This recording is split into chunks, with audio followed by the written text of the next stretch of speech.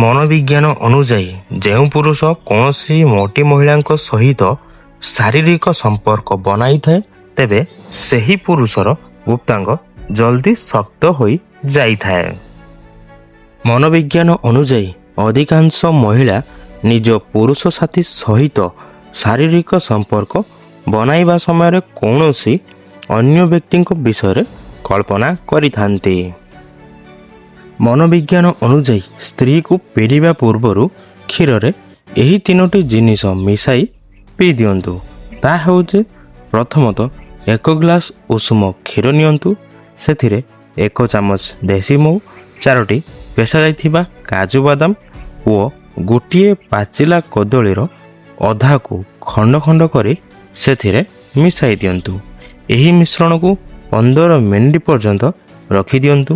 ତାପରେ ଗୋଟେ ଚାମଚରେ ବାହାର କରି ସେ ମିଶ୍ରଣକୁ ଖାଆନ୍ତୁ ଓ ପରେ ସେ କ୍ଷୀରକୁ ପିଇ ଦିଅନ୍ତୁ। ଏହାକୁ ବିଛଣାକୁ ଯିବାର 30 ମିନିଟ୍ ପୂର୍ବରୁ କରନ୍ତୁ ଆଉ ଦେଖନ୍ତୁ ଏହାର କମାଲ। ମନୋବିଜ୍ଞାନ ଅନୁଯାୟୀ କରିବାର ଅସଲି ଆନନ୍ଦ ସେତେବେଳେ ଆସିଥାଏ ଯେତେବେଳେ କୌଣସି ସ୍ତ୍ରୀ ପୁରୁଷର ଗୁପ୍ତାଙ୍ଗକୁ ନିଜ ପାଟିରେ ନେଇ ନିଅନ୍ତି ଓ ଗୁପ୍ତାଙ୍ଗର ପାଣିକୁ କାଢ଼ି ଦିଅନ୍ତି। ମନୋବିଜ୍ଞାନ ଅନୁଯାୟୀ ଯଦି କୌଣସି ସ୍ତ୍ରୀକୁ ଦେଖିବା କ୍ଷଣି ଆପଣଙ୍କ ପାଣି ବାହାରି ଯାଉଛି ତେବେ ଏହାର ମାନେ ହେଉଛି କି ଆପଣ ଲମ୍ବା ସମୟ ପର୍ଯ୍ୟନ୍ତ ଶାରୀରିକ ସମ୍ପର୍କ ବନାଇ ନାହାନ୍ତି।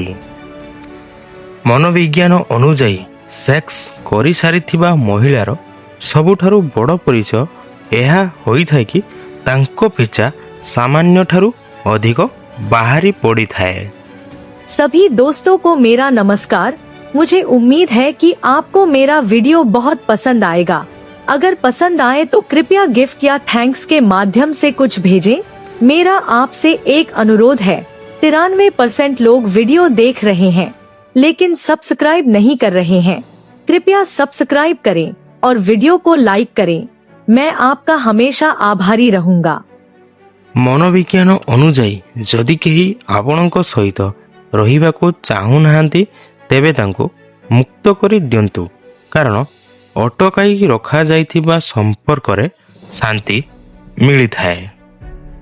ମନୋବିଜ୍ଞାନ ଅନୁଯାୟୀ ଯେଉଁ ଲୋକ ହୃଦୟରେ ରହିଛନ୍ତି ତାଙ୍କୁ ସମ୍ଭାଳିକି ରଖନ୍ତୁ ଓ ଯେଉଁ ଲୋକ ହୃଦୟରୁ ବାହାରି ଯାଇଛନ୍ତି ତାଙ୍କଠାରୁ ସମ୍ଭାଳିକି ରୁହନ୍ତୁ। ମନୋବିଜ୍ଞାନ ଅନୁଯାୟୀ ସମ୍ପର୍କ ଓ ରାସ୍ତା ସେତେବେଳେ ଶେଷ ହୋଇଯାଇଥାଏ ଯେତେବେଳେ ପାଦ ନୁହେଁ ହୃଦୟ ଥକି ଯାଇଥାଏ।